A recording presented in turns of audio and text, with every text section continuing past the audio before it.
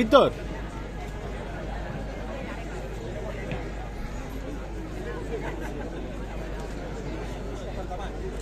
Sí.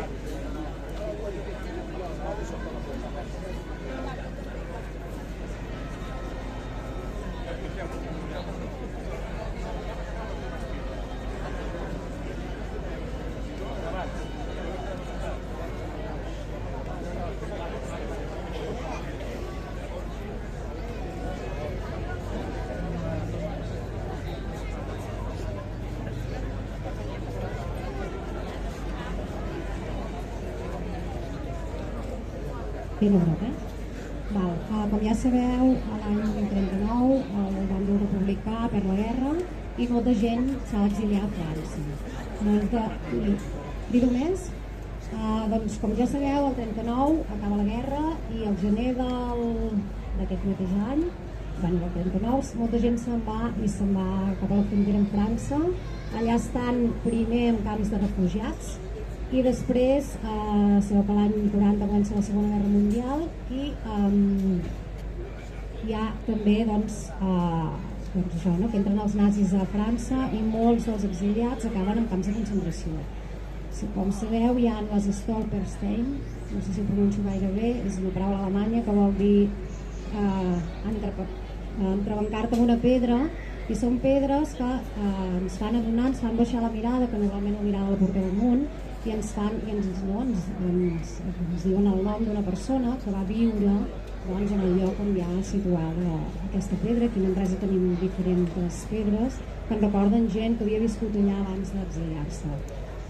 Nosaltres cantarem una cançó d'una persona que també s'ha d'exiliar, que va ser en Joan Oliver, Pere Quart, que són les Corrandes d'Exili, que explica que ell la va fer posteriorment, la va fer l'any 47, i ens explica la història viscuda per ell i per tantes altres persones. I hi ha la música Ovidi Montlló i Lluís Llach. Nosaltres fem l'harmonia de Lluís Llach, però amb la nostra pròpia la melodia, de Lluís Llach, amb la nostra organització. Esperem que us agradi.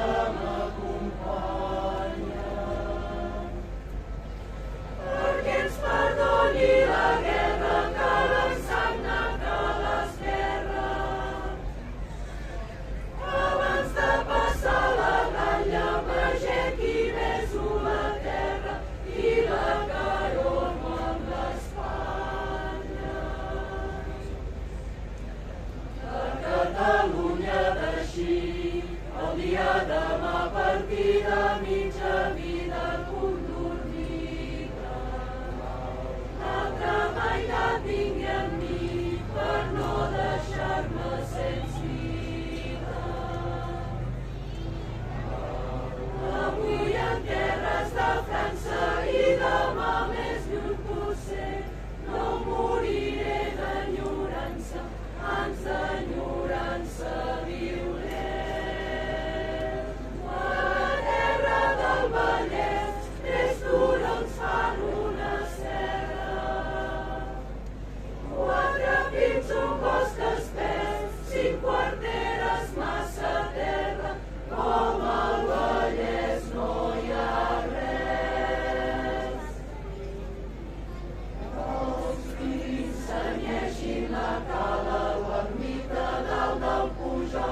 Your